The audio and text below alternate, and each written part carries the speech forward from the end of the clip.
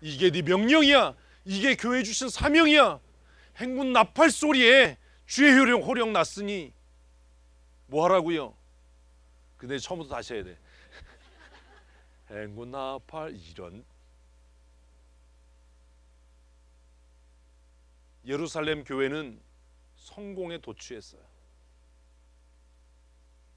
예루살렘 교회는 교회가 부흥하는데 흥분했어요. 야, 이번 주에도 30명 등록했다. 야, 베드로 사도가 나가서 설교했더니 3,000명이 회개하고 등록했다. 등록 교인이 많아지니 뭐 해야지? 예배당 지어야지. 예배당 지어야지.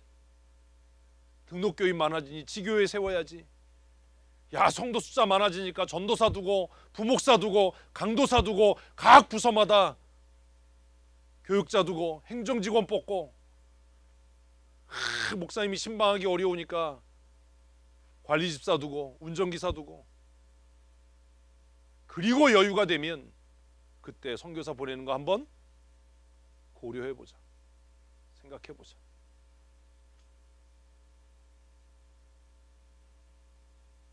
뭐가 다르지요? 스데반 왜 죽었어요? 사명을 잊었기 때문에 죽은 거예요. 교회가. 아직 이해 안 되세요? 예루살렘 교회가 그 성공에 도취되지 않고 자신들의 업적에 흥분하지 않고 흩어졌더라면 어떻게 됐을까요?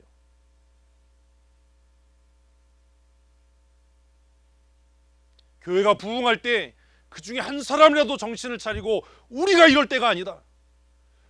예수님께서 약속하신 말씀대로 성령을 우리에게 보내셨고 우리가 성령의 충만함으로 권능을 받았고 그래서 날마다 믿는 자의 수가 더해지는 것 보니 이제는 우리가 어디를 향해? 사마리아를 향해, 이방의 땅을 향해 나가야 하지 않겠냐? 그랬다면 스데반이 죽었겠습니까? 환난이 다가오면, 고난이 다가오면 우리는 주저앉아서 하나님 왜 나한테 이런 고난을 주시나요? 왜 나에게 이런 시험을 주시나요? 탄식할 줄은 알아도 내가 하나님의 말씀으로부터 떠나 있다는 것은 생각하지 않는다는 것. 7장의 스데반의 죽음을 묵상하면서 우리는 생각했어야 합니다. 성령 충만했던 예루살렘 교회, 사도들을 통해 표적과 기사가 나타났던 예루살렘 교회에 왜 이런 비참한 사건이 생겨야만 했는가? 예루살렘 교회 성도들 가운데 가장 믿음이 좋고 성령 충만했던 스데반은 왜 돌에 맞아 죽어야 했는가? 하나님은 왜 이 일에 대하여 침묵하셨는가? 그 질문했다면 어렵지 않게 답을 찾을 수 있었을 겁니다. 하나님은 스데반이 돌에 맞아 죽을 때 침묵하지 않으셨습니다. 이미 오래전에 흩어지라고, 오래 이미 전에 세상을 향해 행진해 나가라고 명령하셨습니다. 예루살렘 교회는 그 명령을 잊은 겁니다. 아니요, 정직합시다. 잊고 싶었던 겁니다. 우리 교회가 예배당을 건축하고 교회가 부흥하고 성장해 갈 때 목사님, 하나님께서 이런 부흥의 은혜를 주셨으니 우리가 더 많은 선교사를 파송하고 땅끝을 향해 행진해 나가는 교회가 됩시다라고 말하실 겁니까? 아니면 이만하면 됐습니다. 이제 우리 부목사 두고 모여드는 성도 많으니까 뭐 합시다? 그거 할 거잖아요. 1부, 2부 예배 합시다. 1부 예배 참여하는 성도들이 한꺼번에 모이기 힘드니까 이제 저녁 예배는 오후 3시쯤에 끝내십시다. 여러분 그거 안 할 겁니까? 이제 목사님, 교회가 이만큼 부흥했으니까 성경 공부하고 성도들한테 말씀대로 살아라 이런 협박 좀 그만하고 그냥 뭐 해도 복 받을 거야, 형통할 거야, 하나님이 넘치도록 복 주실 거야. 좀 이렇게 설교 좀 하십시오. 십자가 지고 고난 당하고 그리스도의 남은 고난을 내 삶에 채우고 이런 소리 좀 하지 마세요. 아, 그리스도의 남은 고난을 내 삶에 채워 이것이 어떻게 이걸 어떻게 채워? 목사님 그런 설교 좀 하지 말고 무슨 짓을 하고 일주일 동안 살든지 교회만 오면 복 받을 겁니다. 형통할 겁니다. 하나님께서 번성케 하시고 하나님께서 날마다 복 주실 거 이렇게 좀 하셔서 성도들이 위로받고 돌아갈 수 있도록 좀 그렇게 합시다. 여러분 그러지 않겠냐고요. 우리 교회가 단기 선교를 꽤 오래 멈추고 있습니다. 다들 와서 저한테 제가 이쯤 되면 목사님 왜 단기 선교 안 가요? 이럴 줄 알았는데 너무 좋은 거죠. 아주 그냥 가서 땅바닥에서 잘 생각만 하면 머리가 지끈지끈 아프고 물도 안 나오는데 밥은 어떻게 하나. 또 강에 들어가서 씻어야 되나 막 이랬는데 안 가니까 얼마나 좋아요. 밤마다 샤워꼭지에서 뜨거운 물 나오니 은혜잖아. 이야, 천국이 따로 없다. 은혜의 강수가 흘러넘친다. 우리라고 다르겠습니까? 하나님께서 우리에게 부흥의 은혜를 주실 때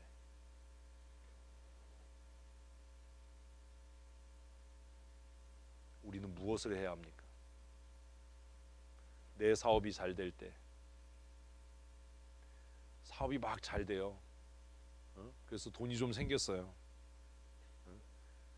차 먼저 바꾸실래요? 목사님 우리 여유가 생겼으니까 저희 가정이 한 100만 원씩 선교헌금해서 선교사 하나 보내 이러실래요?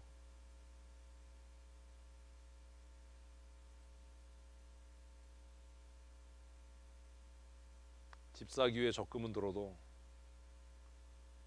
주의를 감당하기 위해 헌신하는 일은 너무나 어렵잖아요. 좀 배기량 큰 차 사서 편하고 안락하게 다니는 건 하고 싶은데 내 삶의 규모를 줄여서 복음을 전하는 일에 헌신하는 일은 살떨리는 일이잖아요. 하나님께서 우리에게 왜 구원의 은혜와 번성과 번영과 성공의 은혜를 주셨습니까? 무엇하라고 그렇게 하신 겁니까? 예배당을 건축하려고 하면서 그래서 고민이 참 많았습니다. 무엇을 위해 예배당을 건축해야 하는가? 우리만을 위한 우리만의 궁전을 지을 것인가? 아니면 그 세워지는 건물이 세상을 향해 행진해 나가는 교두보의 역할을 할 수 있도록 해야 하는가? 예루살렘 교회는 그 성공, 부흥, 하나님께서 주신 성령의 충만, 성령의 각양 은혜와 은사로 인해서 잊지 말아야 할 예수님의 명령을 잊었어요. 정직하게 말하면 기억하고 싶지 않았을 겁니다. 많은 사람들이 전도하면 그렇게 얘기합니다. 지금은 바빠서요. 제가 돈 좀 모으면 교회 나갈게요. 지금 아이들 기르느라고 바빠서요. 아이들 크면 제가 교회 나갈 겁니다. 집 사면, 차 바꾸면 제가 신앙생활 열심히 제대로 하겠습니다. 지금은 건강이 안 좋은데 건강이 회복되면 제가 열심히 신앙생활 하겠습니다. 라고 이야기하는 일들을 어렵지 않게 듣고 보게 됩니다. 과연 그게 옳은 일인가? 하나님께서 왜 우리에게 은혜를 주셨는가?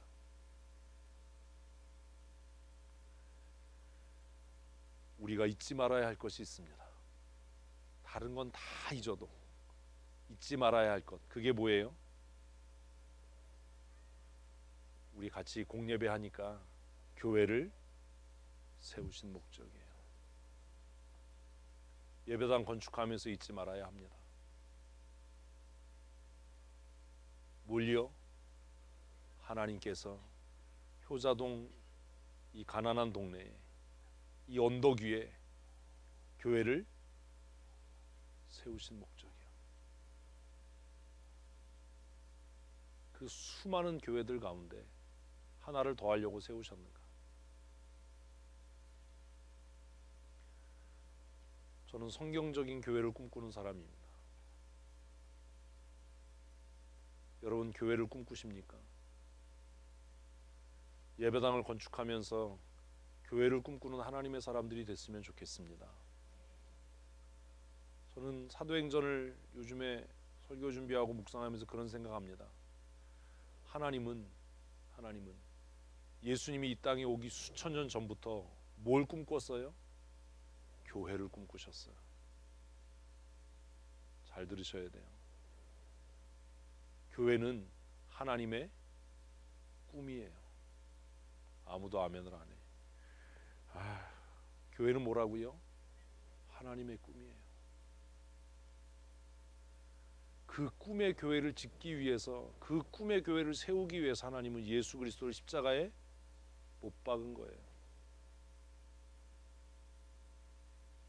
꿈의 교회. 내가 꿈꾸는 교회가 아니라 누가 꿈꿨던 교회? 하나님께서 꿈꾸셨던 교회. 그리스도의 생명과 바꿔도 아깝지 않았던 교회.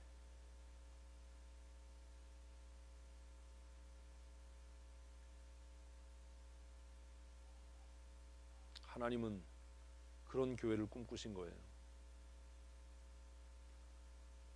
우리는 이 세 번째 예배당을 짓기 위해서, 제가 어제 기공 예배 끝나고 나서 카페에 이런저런 생각하면서 늦게 글을 썼어요. 제가 우리 교회 부임할 때 우리 교회 전도사로 있다가 갔으니까 와야 되겠다라고 마지막으로 최종적으로 결정을 하는 기간이 길었는데, 결정하고 나서 생각했던 게 뭐냐 하면, 성도교회가, 춘천 성도교회가 하나님이 꿈꾸시는 그런 교회가 될 수 있을까? 내가 이 일을 잘할 수 있을까? 편안하게 안주하고 먹고 사는 목사 밥 먹여주는 교회가 아니라 하나님께서 꿈꾸셨던 교회, 교회가 교회되는 교회, 그런 교회를 만들 수 있을까? 그래서 참 많이도 싸우고 많이도 부딪히고 혼자 가슴앓이도 하고 그 시간들을 보냈어요.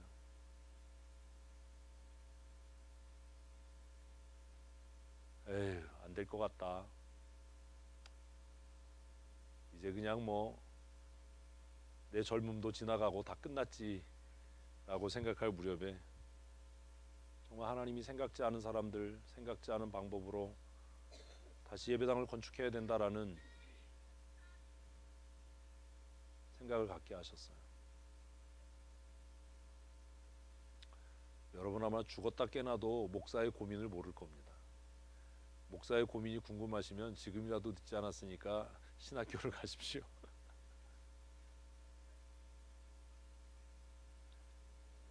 우리가 잊지 말아야 할 게 있습니다. 제가 저에게 하는 얘기입니다. 내가 잊지 말아야 할 것이 있다. 그게 뭐라고요? 하나님께서 교회를 세우신 목적이 무엇이냐? 예배당 왜 건축하려고 하지요? 뭘 이루기 위해서요? 하나님의 꿈을 이루기 위해서요. 좀 그런 성도 됐으면 좋겠습니다. 하나님의 꿈을 이루려면 하나님의 마음을 알아야 되잖아요. 그래서 성경을 큐티하는 거예요. 그래서 성경을 공부하고 연구해야 되는 거예요. 2시부터 6시 한참 넘는 시간까지 그렇게 서 있었더니 어제 집에 가는데 다리가 너무 아팠어요. 막 걷는 게 싫을 정도로 터덜터덜 집에 걸어가서 침대에 누웠어요. 누워서 그런 생각했어요. 뭐 하려고 이 짓을 하나? 뭐 하려고 이 짓을 하나? 결론은 하나예요. 뭐요? 하나님이 꿈꾸시는 교회 됐으면 좋겠다. 하나님께서 그토록 이 땅에 세우고자 하셨던 교회. 우리가 사도행전을 계속 살펴보면 하나님께서 꿈꾸셨던 교회에 가장 근접한 교회, 안디옥 교회를 만나게 될 겁니다. 안디옥 교회는 예루살렘 교회에 비해서 볼품없고 초라했던 교회였지만 처음으로 그리스도인 선교사를 파송하고 바울의 사역을 목숨 걸고 돌보았던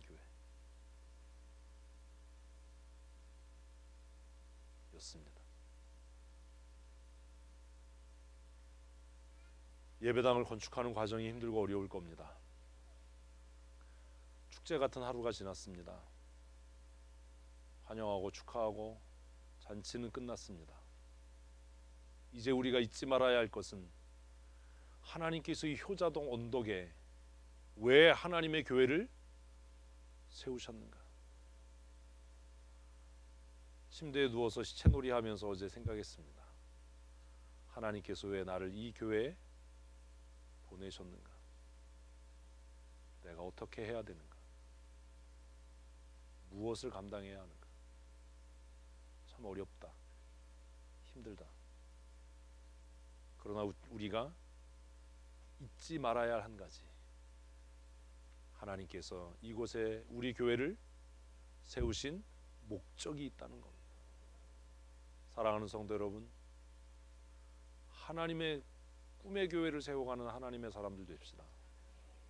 몇 층짜리 짓느냐, 몇 평으로 짓느냐, 어떤 시설이 들어가느냐가 중요한 게 아니라 하나님께서 그토록 이 땅에 세우고 싶었던 교회, 하나님께서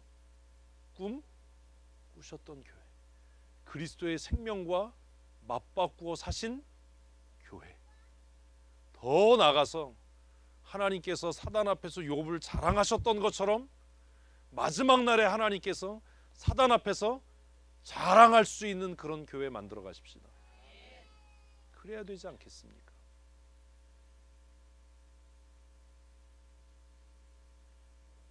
우리가 잊지 말아야 할 또 한 가지가 있습니다. 하나님께서 나를 왜 구원하셨는가? 더 나아가서 하나님께서 왜 나를 성령으로 충만케 하셨는가 하는 겁니다. 하나님께서 이 어려운 시대에 왜 나를 권사로, 왜 나를 집사로 부르셨는가?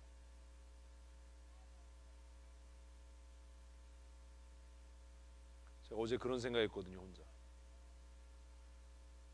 야, 하나님께서 왜 이판국에 나를 성도교회 목사로 보내셨는가? 최 목사님은 잘 계시다 은퇴하셨는데 와가지고 박봉식 장로님이 돌아가시기 전에 저한테 병실에서 목사님 죄송합니다.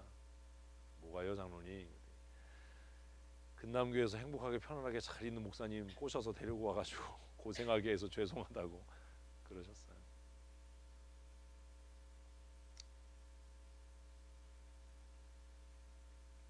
제가 속으로 생각합니다.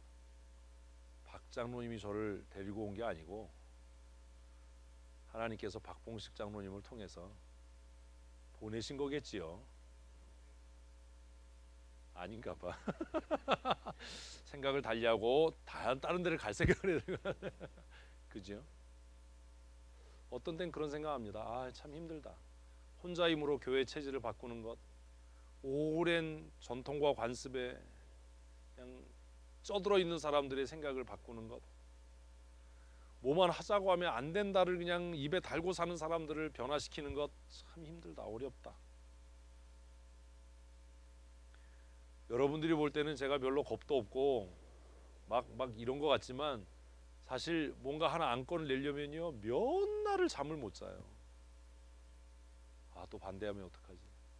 내가 얼굴색 안 변하고 이겨낼 수 있나? 내가 웃으면서 설득할 수 있을까? 화내지 않을 수 있을까? 확 엎어버려 때려쳐 이러지 않을 수 있을까?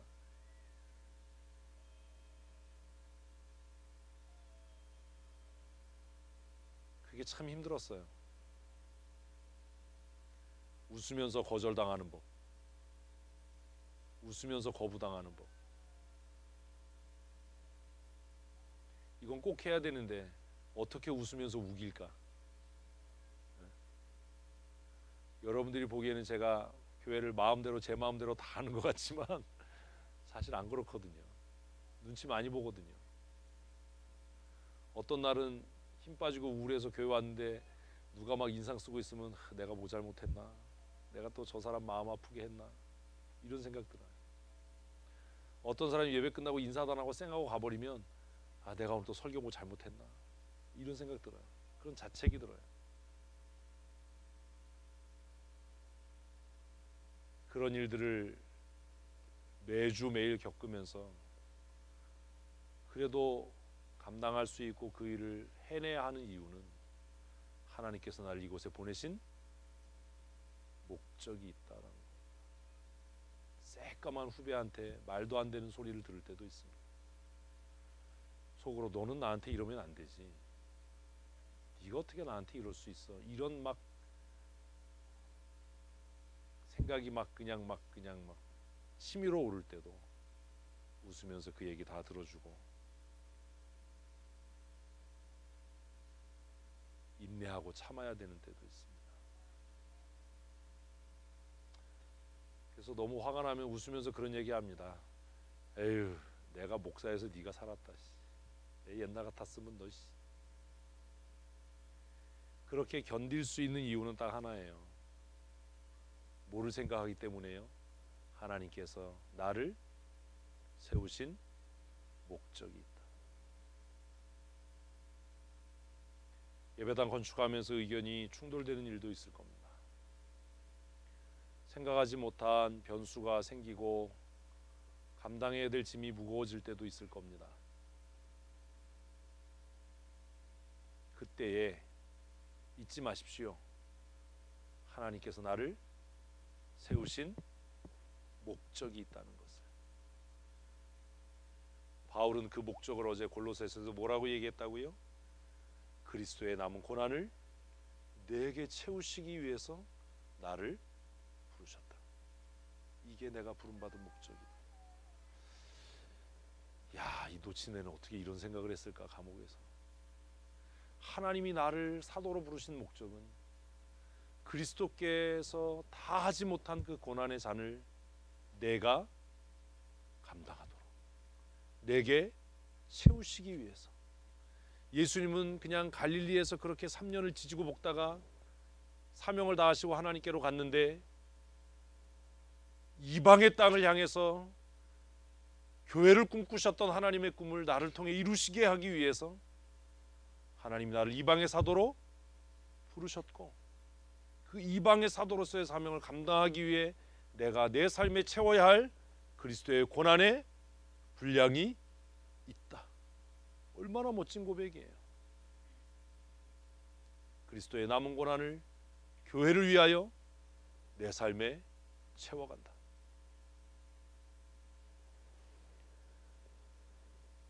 존경할 만하죠. 그지? 골로새서가 참 그래서 은혜인 겁니다. 우리가 잘 될 때, 형통할 때, 혹은 고난과 어려움에 처할 때, 어떠한 때이든지 어떠한 상황이든지 사랑하는 성도 여러분, 잊지 맙시다. 하나님께서 이곳에 하나님의 교회를 세우신 목적이 있다는 것. 그리고 이 어렵고 힘든 때에 특별히 하나님이 나를 사랑하셔서 하나님의 몸된 교회 목사로, 장로로, 권사로, 집사로 세우신 뭐가 있다는 것? 목적이 있다는 것 잊지 마시고, 자기 기분과 자기 감정에 도취돼서 자신의 영광과 만족을 위해 사는 사람이 아니라 하나님의 부르신 선하신 목적을 따라 살아가는 하나님의 사람들이 되셨으면 좋겠습니다. 스데반의 죽음, 그냥 죽음이 아니었잖아요. 스데반이 죽어서 어떤 일이 일어났지요? 1절 다시 읽어보면 제가 왜 이렇게 강조했는지 알게 돼요. 사울은 그가 죽임당함을 마땅히 여기더라. 사울은 정신을 못 차렸으니까 이렇게 생각한 거예요. 죽을 놈 죽었어, 싸, 이렇게 생각했어요. 그런데요, 읽습니다. 그날에 언제요? 스데반이 죽임을 당한 그때 예루살렘에 있는 교회에 큰 박해가 일어났어요. 그 결과가 뭐예요? 사도회의는 다 읽습니다. 유대와 사마리아와 모든 땅으로 흩어지니라. 사도행전 1장 8절에 뭐라고 돼 있었어? 아니요. 유대와 예루살렘과 유대와 사마리아와 땅 끝까지 해서 예루살렘이 빠졌어요. 예? 왜요? 예루살렘이 있으니까요. 1장 8절 다시 쓴 거예요. 8장 1절은 뭐라고 얘기하는 거예요? 니네가 사도행전 1장 8절의 명령을 기억하지 않아서 스데반이 죽은 거야. 하나님은 무엇을 통해서도, 설교 제목이잖아, 고난을 통해서도 하나님의 선하신 뜻을 이루시는 줄로 믿습니다. 그 하나님의 거룩한 뜻이 이루어져 가는데 사용되십시오. 그러나 유다처럼은 쓰이지 마십시오. 유다가 누군데 자다가 궁금하신 분들은 복음서를 읽어보시면 돼요. 스데반은 그래서 성공한 인생을 산 거예요? 실패한 인생을 산 거예요? 사도 바울이 볼 때, 사울이 볼 때는 실패한 인생을 살아서 돌에 맞아 죽은 사람에 불과하지만 하나님의 편에서 볼 때는 성공한 인생을 산 거예요. 세상을 변화시키는 기폭제 역할을 했던 사람이 스데반이에요. 사울을 바울 되게 했던 사람이 스데반이에요. 스데반의 죽음은 오늘 우리가 예수 믿고 회개해서 하나님의 백성 되게 하는 출발점이에요. 스데반이 죽지 않았다면 복음은 예루살렘에서 소멸됐을 겁니다. 하나님은 고난을 통해서도 하나님의 큰 뜻을 이루시는 줄로 믿으십시오. 지금 힘드시나요? 어렵습니까? 잘 견디십시오. 하나님은 우리의 약함, 우리의 고난을 통해서도 하나님의 큰 뜻을 이루시기 때문입니다. 말씀을 맺으려고 합니다. 사랑하는 성도 여러분, 오늘 사도행전 8장 1절부터 3절까지의 짧은 세 절의 말씀을 묵상하면서 우리가 잊지 말아야 할 것이 무엇인지 다시 마음에 새겼으면 좋겠습니다. 군인 손막으로 세워진 효자동 교회, 가난한 동네에 가난한 사람들이 등짐지어서 건축한 춘천 성도교회. 일 마치고 돌아와서 제가 전해 들은 말로는 저 밑에 신장로부터 리아카를 끌고 밀고 등짐을 지고 시멘트를 지어 나르고 블록을 지어 날라서 세워진 교회. 돈이 없어서 오랜 동안 건축이 멈춰져 있었는데 서울에 어떤 분이 다녀가시다가 언덕 위에 흉물스러운 교회를 보고 건축원금을 해주셔서 그 돈으로 건축이 재개되고 그리고 세워진 교회. 오랜 시간 동안 많은 성도들의 눈물로 지켜져 왔던 교회. 하나님께서 교회를 세우신 목적을 생각하기보다 교회 자체를 운영하고 유지하는 데 버거웠던 교회. 어쩌면 깊은 영적인 침체를 겪었던 교회. 그 교회를 하나님께서 이제 다시 깨우시고 하나님께서 그 교회를 통해 하나님의 거룩한 뜻을 이루시기를 원하시는 이때에 저와 여러분을 이곳에 부르신 목적이 있다는 것을 잊지 않았으면 좋겠습니다. 힘들고 어려워도 우리 잘 극복하고 견디고 감당해서 어려움의 때에 하나님의 영광을 보았던 스데반처럼 하나님의 임재와 하나님의 영광을 맛보고 세상을 향해 행진해 나감으로 하나님께서 이곳에 교회를 세우신 목적, 또 하나님께서 이 교회에 성도로 우리를 부르신 목적을 이루어가는 하나님의 사람들 다 되시기를 주님의 이름으로 축복합니다. 우리 시간 함께 기도할 때 하나님 부르심의 목적이 무엇인지 나로 깨닫게 하시고 그 부르심의 목적에 합당한 삶 살게 하여 주시옵소서.